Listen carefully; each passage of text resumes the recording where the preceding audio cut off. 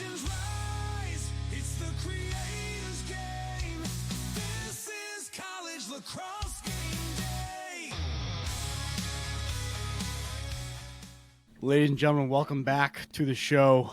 If you're an avid listener, this one's going to be a little bit different. If you can tell, if you're part of our viewing audience, our normal setup has been flipped upside down. Brett is not with us. He is typically our expert when it comes to everything besides talking into this microphone. He created the bracket, and he's made this the production that it is. He is on a work trip, and we are here, and we debated, just skipping this week and coming back to you next week. We put in a lot of work to get the bracket out and promote that. So, it makes all the sense in the world to take a break. We're not doing that. We're coming back to you. This is for the Lax Rats, for the community. We owe it to you to be here. So here we are. It's going to be a shorter episode. This is a no notes episode. We have no notes. But we do have some stats about the bracket, which would be fun to share with you guys. But nevertheless, we are here. We made it happen, man. We did it. Made it happen. By the skin of our teeth, we made it happen. By the skin of our teeth. We didn't have the right number of USB ports and all this stuff, so Brett was actually kind enough to Dan's microphone is falling apart. Yeah. Brett was kind enough to FaceTime us and help us out as best he could, but he's not here today. It's just us three, so we'll give it our best shot here. Give it our best shot. Brett is on business. He is. Yes, he has business. He's in California. Doing business. So we're going to make this work. We're going to make something of it. Michael, how you doing, brother? I'm good, man. I'm glad we got this thing together. We were close, man. I feel like we were this close to being like, fuck it. Yeah, right. Not happening this week, but yeah. We're here after the greatest weekend of college lacrosse, arguably better than the remainder, some would say. It was epic. Enough about our unfortunate circumstances. Let's move on to the medicine game, and that it was this weekend. That was special. I hope you got to watch as much lacrosse as I did. I was at Porch Fest in Somerville, Massachusetts, which is a day-long event where there are bands playing outside and bands on porches all through town. And at approximately 3:00, I had a full-blown panic attack because I was not watching and Hayden can attest.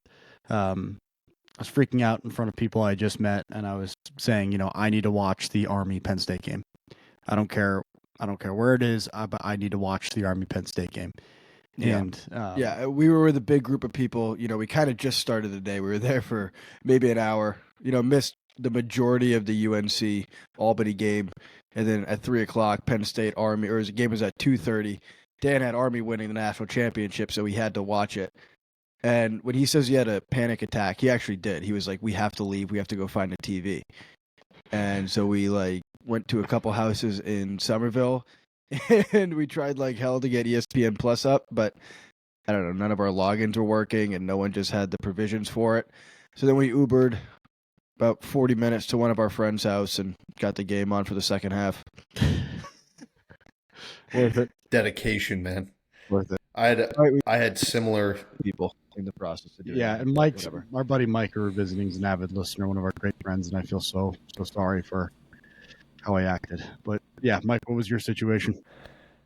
I had a big backyard project weekend. Had my father come all the way up from New Jersey to Syracuse, New York, just for the event. Had a bunch of Hobart guys come over as laborers.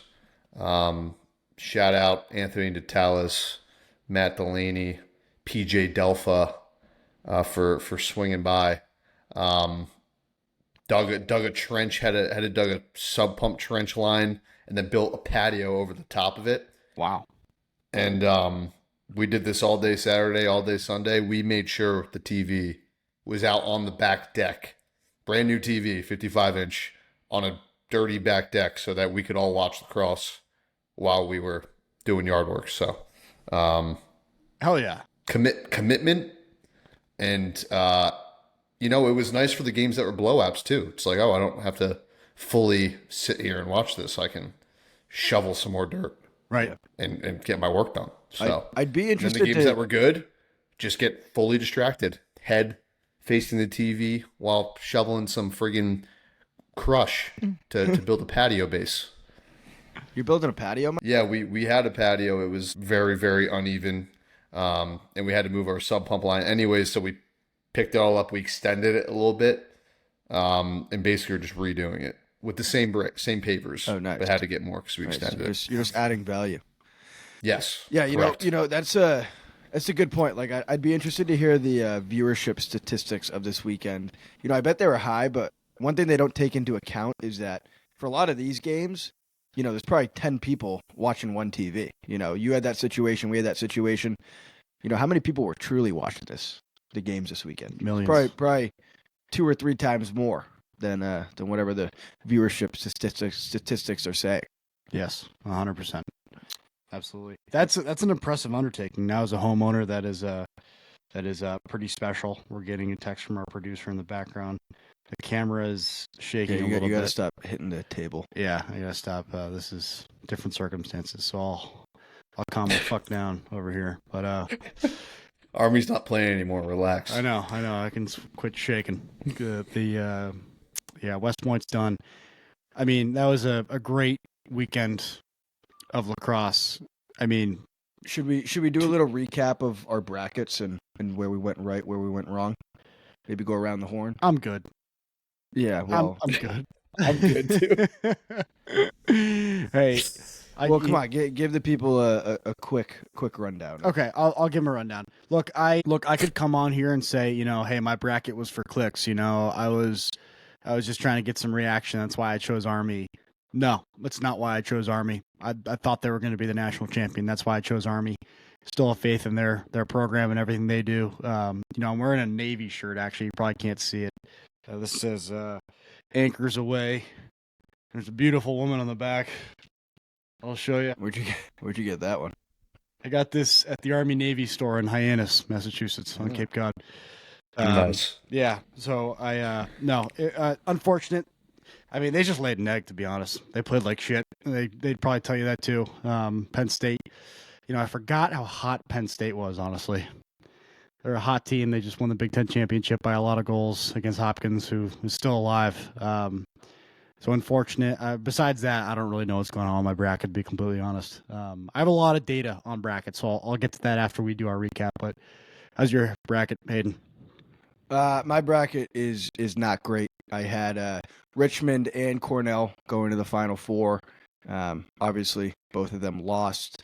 I also missed the Georgetown win over Virginia, as many people did, but I should have picked that. I'm a Georgetown fan for a handful of reasons, but Georgetown was good, man. And like everybody in the world thought Virginia was going to win it. Everybody thought they were going to ride that momentum to championship weekend, but they just didn't. They really showed flashes of the team that they were early on in the year. And Georgetown came out with something to prove, and that's a gritty team, man. Like that Georgetown Duke game is going to be.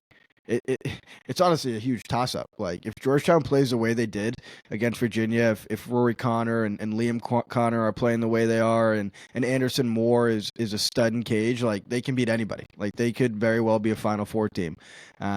Same thing to say about Duke, like, kind of a dominating win over Richmond, which is a shame. Richmond got snubbed 100%. 4 seed going into the tournament, great year, one of the best teams in the country all year, and they have to face a gauntlet of a Duke team. That's tough. Yeah, it's not great. Tough draw for Richmond. Really, Yeah, it was really tough for my bracket draw. too. And then obviously Cornell Hopkins, great game. Hopkins won, but I think their hand was in the crease at the end of the game. You got a text from a couple Cornell alums with a photo of it, and that goal shouldn't have counted at the end. So, Cornell was one play away from moving on, but Hopkins came out something to prove, and good, big time win for Pete Milliman and that program. They really needed that. So, Yeah, my bracket is in absolute shambles right now, but I still have Syracuse winning. So. You're alive. You're still good. Your champ is alive. Mike, how's yours doing?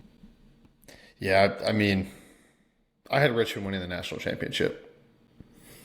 Was it for clicks, or did you think they were going to win? I thought they could win. I also I wanted a fun bracket, Yeah. I wanted to really want my team to win the national championship. And watching that game against Duke, Richmond didn't play perfect, and they could easily beat Duke. Should have. They were up by 3 goals with, 4 minutes left? Yeah. My thought and my theory was if they got through Duke, they were going to go all the way. Now, vice versa, Duke, pretty scary. Pretty scary moving forward. Yeah. So I felt like someone who was going to beat Princeton, it was going to be the winner of Richmond and Duke. Wow.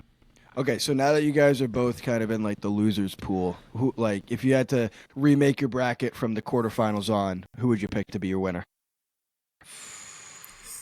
It's a redemption pick.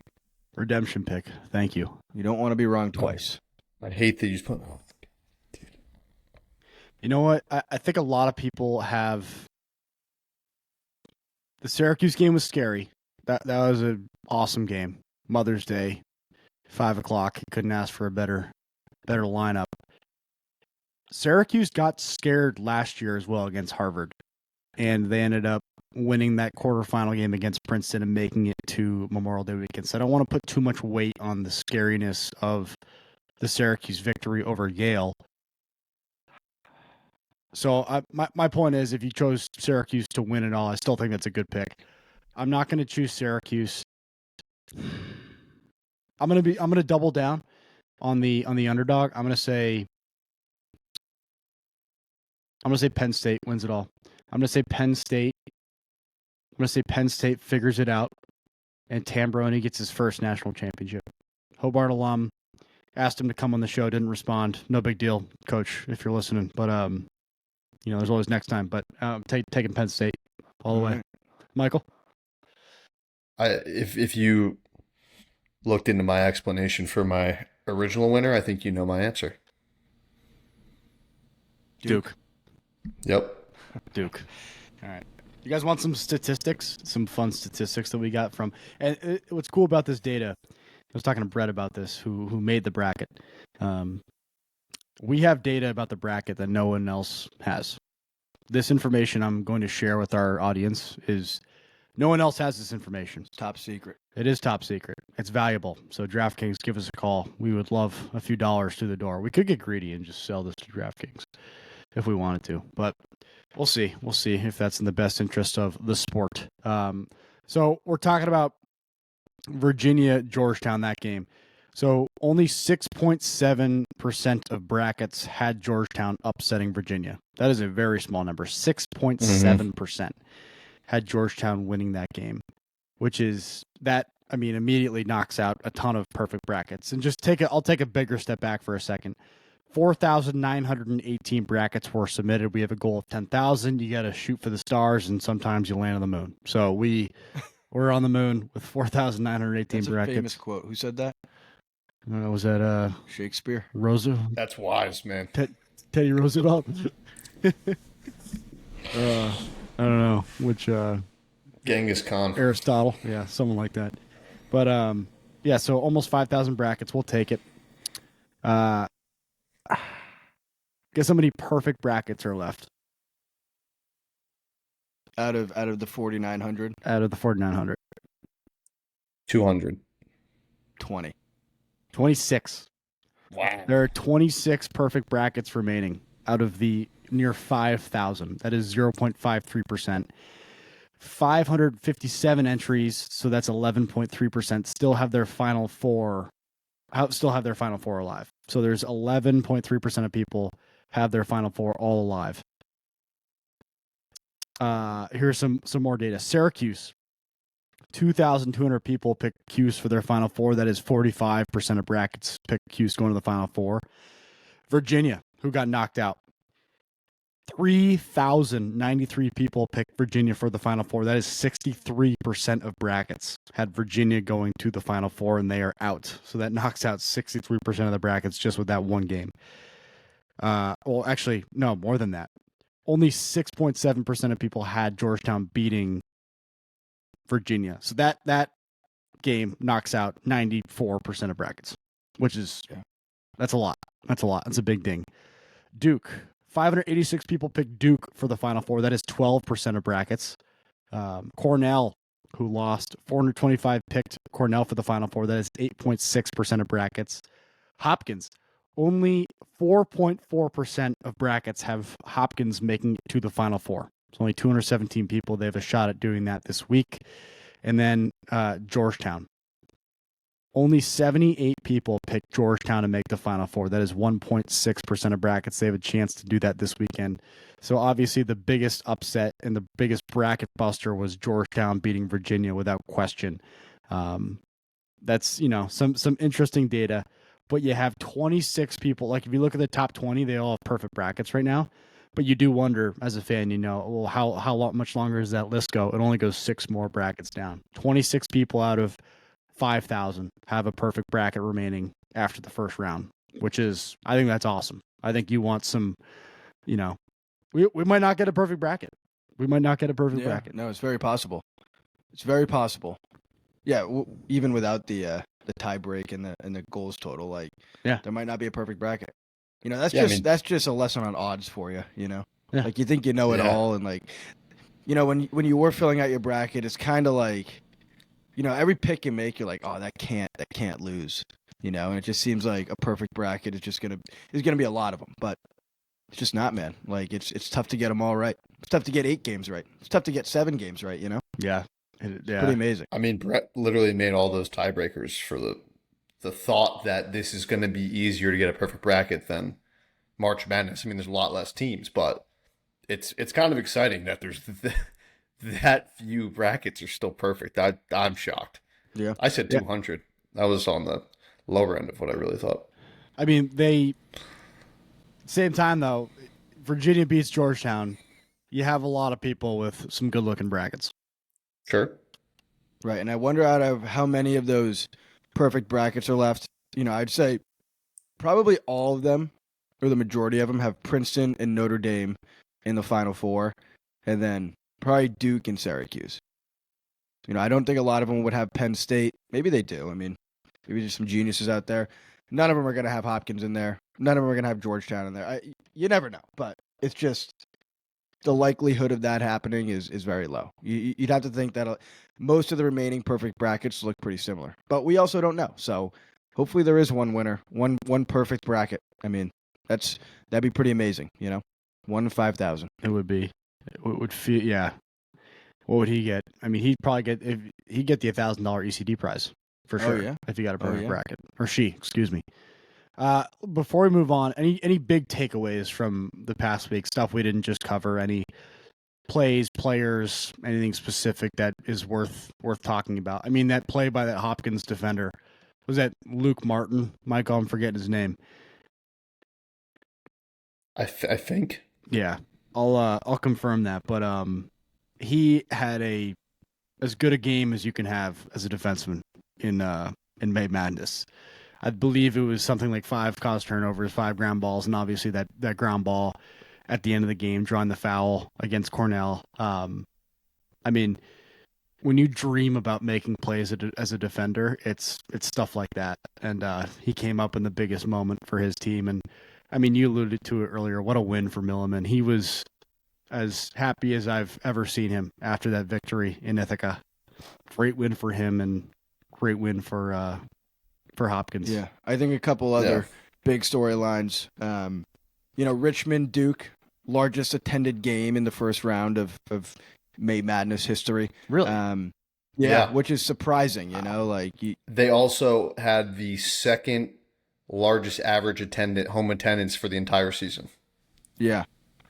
Yeah, I mean, that was a sick atmosphere, great stadium. I'm not surprised that they got that many people. I'm just surprised that there's never been more at a first-round game. But right, you think Syracuse could pack in some more people or something like that. And I think that's the theory. I think the second most attended game was when Albany played UNC, I think in 2015.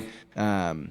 And then a couple Navy games back in the 90s were up there, and then Syracuse had a few too. But Richmond taking the cake on that one is pretty cool, and that's a lacrosse school now, 100%. The amount of people that were there, probably had a great time, great game, perfect weather. It was probably just an unbelievable atmosphere. And if you're a program like Richmond, that's what you need. You need a big fan base behind you. You need people to love your program, and they certainly have that. So. You hear stories too about people in the town of Richmond who've just become Richmond's becoming a lacrosse town. Like they have rallied around that team. You don't get that many people there without a community that's involved and cares about what's going on. I mean, the school's there, obviously, big student section, but the moment that I think about is the end of the third quarter. That goal by was it O'Neal came around after the bomb from the defenseman. Oh my gosh, that place just erupted, and it was like, Crazy. You saw the atmosphere in full display when that happened, and you had Gruden posted that video. did he? Yeah. That's awesome. That's great. That fires me up. I mean, that was You got to think. yeah. You already talked about the atmosphere there, like the reaction to that play. That was a 7:30 p.m. game. Think about how fucking long people were tailgating that game in that parking lot. Oh, Yeah. Or All the day. parties going on campus. And then 8,000 people showing up and watching that lacrosse game, which was a great game. Like, it sucked the way it ended for Richmond, but electric plays, Yeah. like you just the mentioned. fireworks too in the background. Yeah. Tough. Very tough. And I bet a lot of those fans went over to Klockner on Sunday to watch the Virginia game. A couple other storylines. You know, North Carolina pounded Albany. Don Petramala had 10 goals.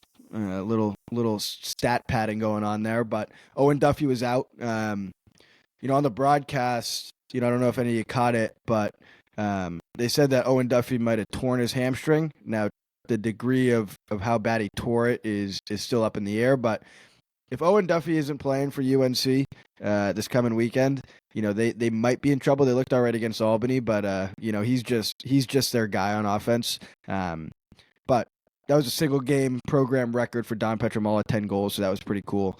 And then another thing I saw today, I mean, I guess first just to talk a little bit more about the Virginia Georgetown game, like the end of that game was so sloppy.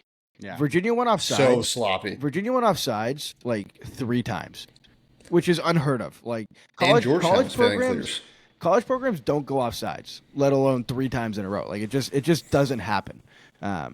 You know, every now and then, sure, like in like a weird situation clear where you're clearing from the sideline, or you know, a man up clear, man down clear, like, you know, it happens. But 3 times in a row on normal 6v6 possessions, like it rarely happens. So to see Virginia do that and just kind of shoot themselves in the foot was, you know, tough to watch, because that could have been a really close game if they didn't lose, you know, 3 or 4 possessions off going off sides or just bad turnovers. Yeah, Carcaterra on the call too is like, it got to a point where it's like, how does that happen that many times? Like just erupted about it, which is valid. I mean, you're Virginia. How are you going off sides 4 times in the fourth quarter of an NCAA playoff game? And their Yeah. game plan was working. You know, like when Virginia like needs a spark, right? And they're at their best, they muck it up. Like it's just mayhem. And Georgetown was failing clears. Like they were doing their job, but then they were just going off sides. Like it was just, they shot themselves in the foot. Yeah. Yeah. Everyone looked exhausted. And to thicken the plot a little bit, did you guys see the Matt Nessler tweet that was surfaced today? About Lars? Yeah. Yeah. And then go ahead. I mean, that's it. I mean, Matt Nessler, if you're listening to this podcast, you probably know who he is. He does Crease Dive. He tweeted, Virginia Cavalier lacrosse fans, I'm hearing a rumor out of Charlottesville that is going to shock you. I did not see this coming at all. He then, what's this called? Subtweet, retweet, whatever. He then said, the Lars era is coming to an end in Virginia. So he's well known. He's got a check mark. We know who he is.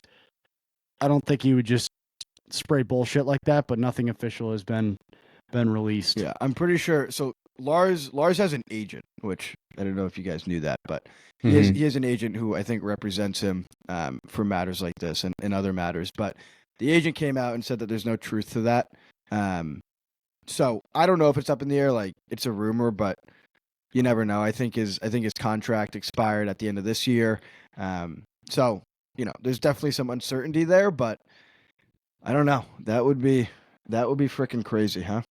Jake Malisic said he signed for 2027 from his inside sources.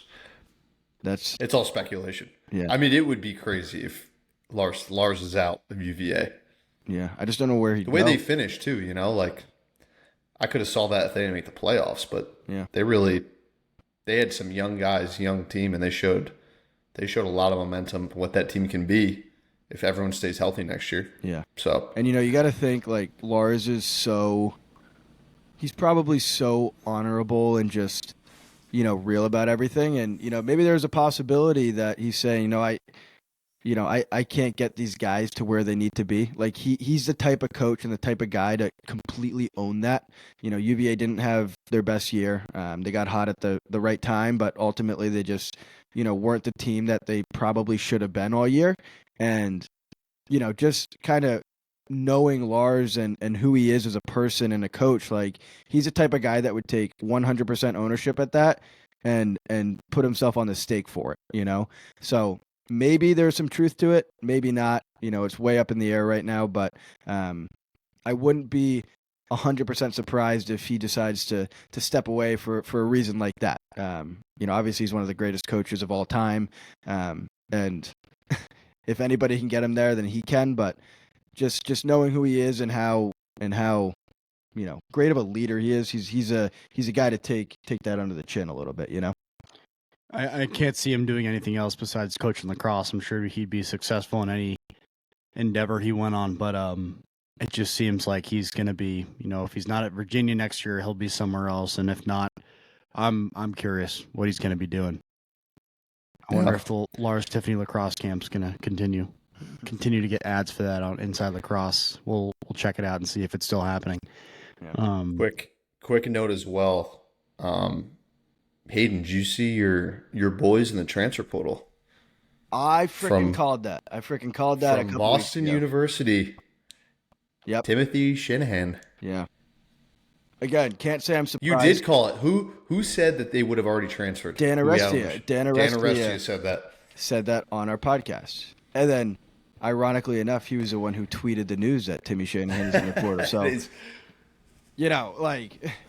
I honestly, kind of I think we all agreed with Dan. Like, if he was going to do it, he would have done it, a year or two ago. But, I mean, he's a guy who can go anywhere he wants, and he's a program changer day one. He's probably going to be the hottest name in the portal. Garrett Haas from Ohio State is also in the portal, which is interesting. Given the fact that Ohio State is a premier program and they're right on the cusp of making the tournament this year, and then being a top team in the country. So, yeah, you just got to wonder, like, why are these guys doing it?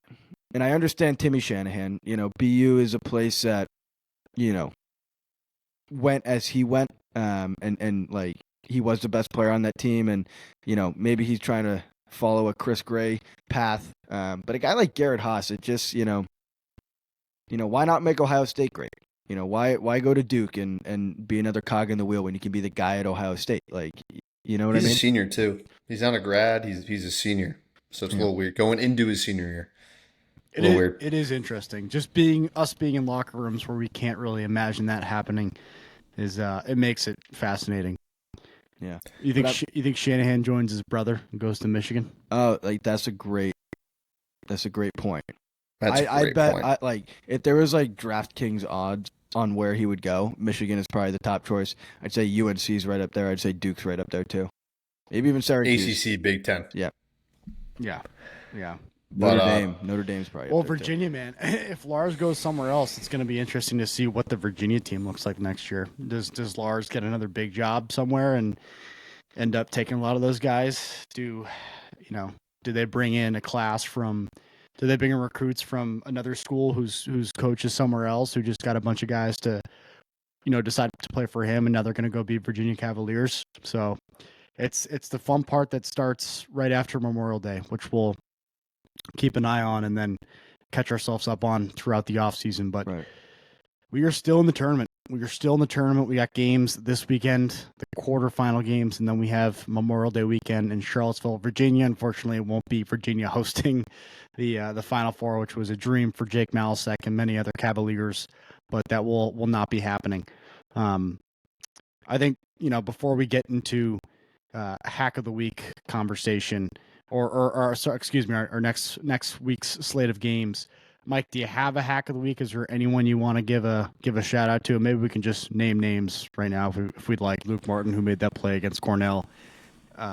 obvious hack of the week. We don't need to beat the drum, but that kid's a stud. He's gotten all the praise online. You know, it was a linear television game, so everyone saw the play. We're lucky to have Quentin Kesnick and Anish Shroff calling the game and point out how excellent of a play that was. Resulted in possession for the Blue Jays and eventually a goal that got them to the next round, which is pretty amazing. Pretty amazing for a defenseman to make a play that big in such a big game.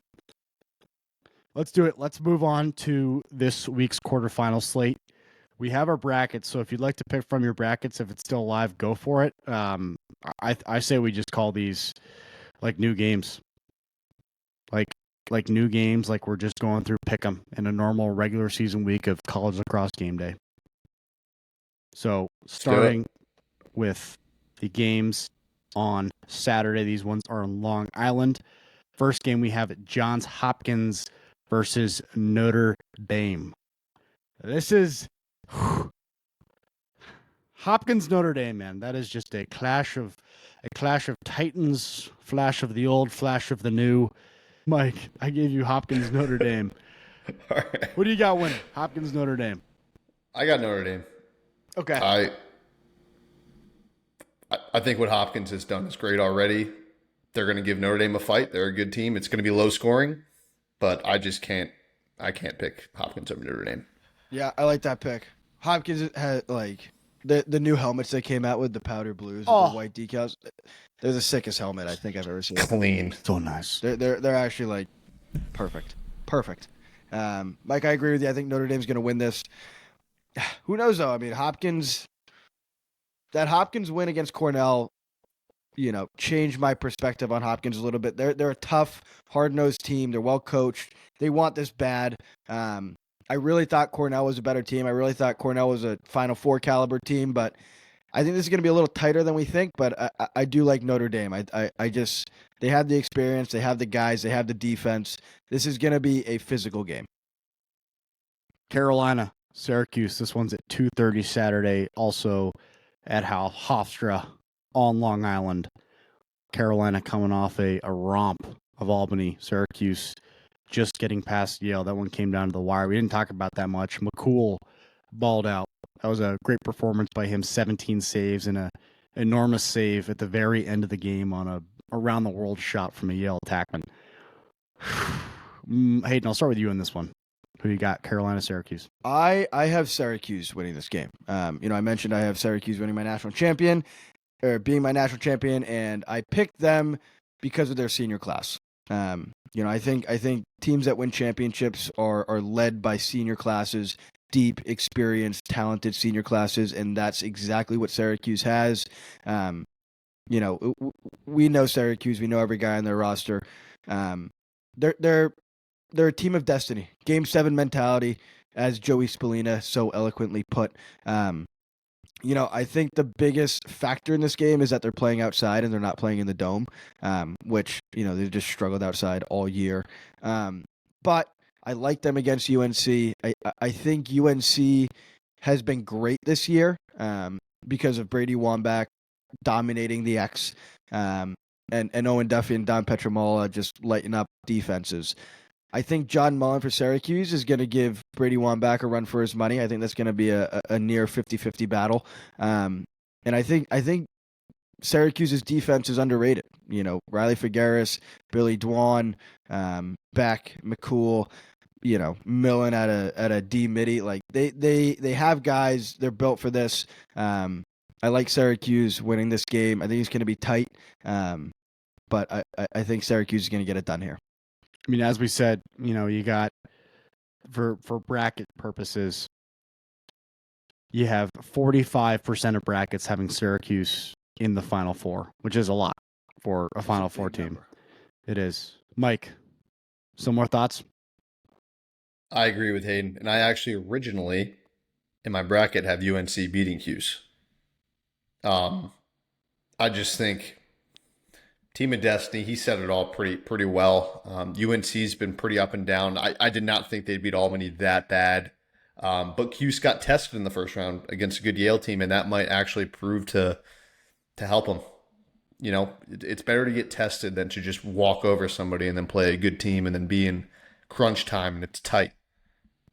It's just better to be battle tested in those situations. So I agree. I'm taking Cuse. It's a great point. Big factor if Owen Duffy plays or not, too. I don't know if you said that. That is very valid. Like, if he doesn't, jeez.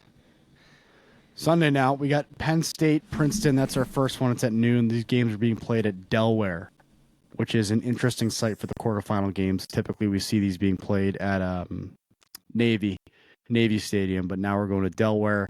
Penn State, Princeton rematch from a game earlier in the season. We saw Penn State upset Princeton. It was Princeton's first game of the year, so they were coming in cold. Penn State had already played some tough games at that point.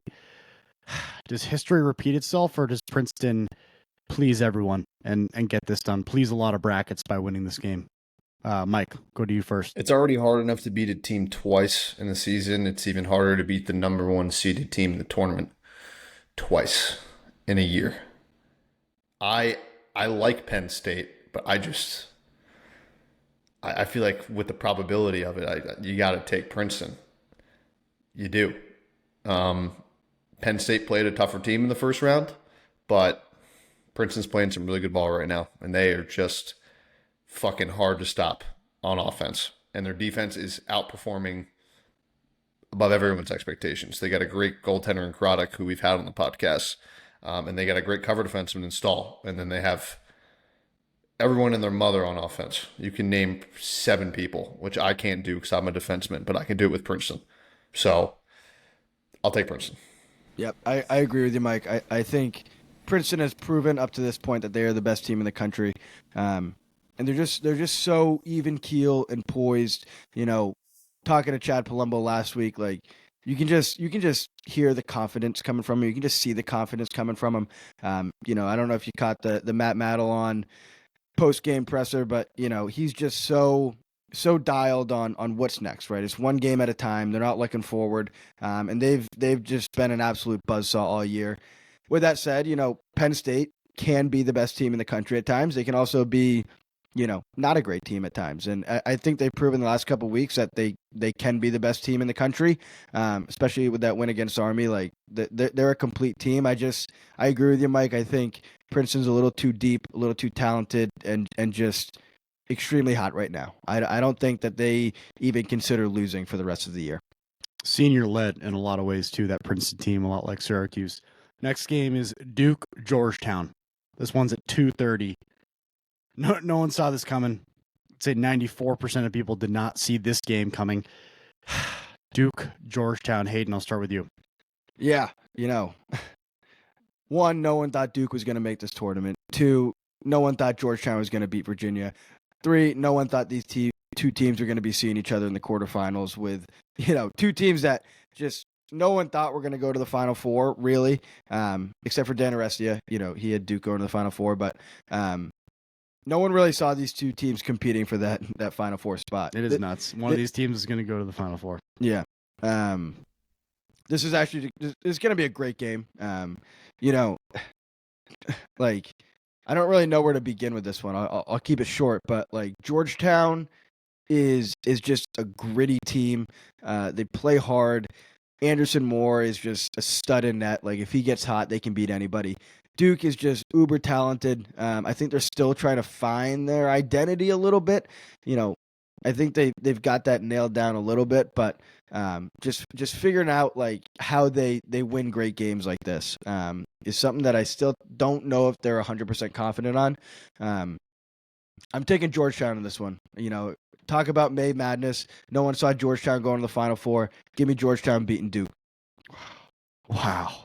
This is the best game of the weekend. Yes. It's a toss-up. This is a real toss-up in my eyes.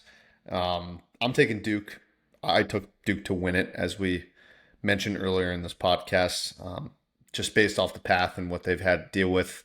It also makes me think of the college football national championship. You know, Miami gets the at-large bid, goes all the way to the championship. The year before, Notre Dame.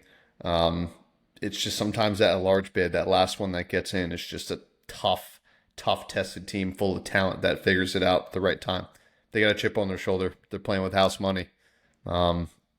Duke's talented as shit. Yeah. So Duke. I mean, Duke. I'm taking Duke. Liam Kershus too. He balled out down the stretch in that game against Richmond. And shout out to our boyfriend of the program, Gavin Creo. He did everything he could down the stretch for the Spiders. A lot of one-on-one goals, just taking his matchup to the net, whether it was Andy McGuire or a long pull. God, the kid fought like hell. It was fun to watch. But nevertheless, Duke is here. And yes, as you alluded to, one of these two teams will be going to Final Four, which was on no one's radar a couple weeks ago. It's just amazing. It really is amazing. And then, yeah, I agree, Mike. Best game of the weekend. No question. It's the last one. It's on Sunday. It's at 2:30. But that is your quarterfinal slate. You got 4 great games, 2 on Saturday, 2 on Sunday, kind of midday games. So, if you're going to the golf course, get an iPhone out, get these games up. If you're, remodeling a deck, maybe get the TV out in the porch so you can watch what's going on. I believe I'm going to be at Park City on Saturday. Oh, very fun. You should come. You got anything Saturday? I got a game. What time? 7 p.m.? Yep. Perfect. Come to Park City before I have a few beers and then head over. Yeah. Probably. And then not. go yell at some kids. Shoot the ball. Probably won't happen. You're nothing like Liam Kershus. Mike, what are you doing this weekend? I'm actually going to be in Jersey Friday night. Heading down, gonna hang out with some hometown buddies, my brother, and then drive back early Saturday. And you guessed it, we're back to the patio. Hell yeah. Saturday and Sunday. Hell yeah. Hopefully the With weather. the TV Compact outside. that dirt. You don't want And weeds some going through sunscreen. it. You want to compact that. Put some weed killer on it. Hopefully it's pissing rain so you can stay inside and have a good excuse to watch Lax instead of do the porch. It's gonna be sunny and 70, and it's like high 70s. Oh, it's just too perfect. It's too perfect. Gosh. Well, wherever you are, enjoy the games this weekend. We're going to shut it down because our recording device is about to die. That is Hayden's Boof laptop that we're using, and got the job done. So I can't be too mean about it. But if you're in the market for a laptop, don't cheap out and buy the cheapest one on Amazon. I paid like $170 for this. It's terrible. It's the worst laptop I've ever had in my life. It's just terrible. hopefully this But it's got the job done. So yeah, well, we'll see. Hopefully this turns up and we can post it. And let's hope Brett isn't too upset with our performance. I know we didn't go big, no guests this week, but we'll go big next week for the Final Four. We'll definitely have a good episode for you guys, and hope you appreciate us getting it done for you this week in a busy week for the crew. But enjoy all the games this weekend, and feel free to reach out to us. We love hearing from you via social media, whatever. Check out our store. Thanks to all of those of you who did fill out a bracket. Almost 5,000 is a big goal, and one of the things we don't want to lose sight of is that we're in partnership with the Headstrong Foundation throughout the remainder of this tournament. So there's a donation page. You can see that in the description of the episode. Please check that out and consider donating to Headstrong. If you've listened to any of our episodes in the last few weeks, you know what they do, what they're all about. Unbelievable people, great cause. Thanks all. Enjoy the games.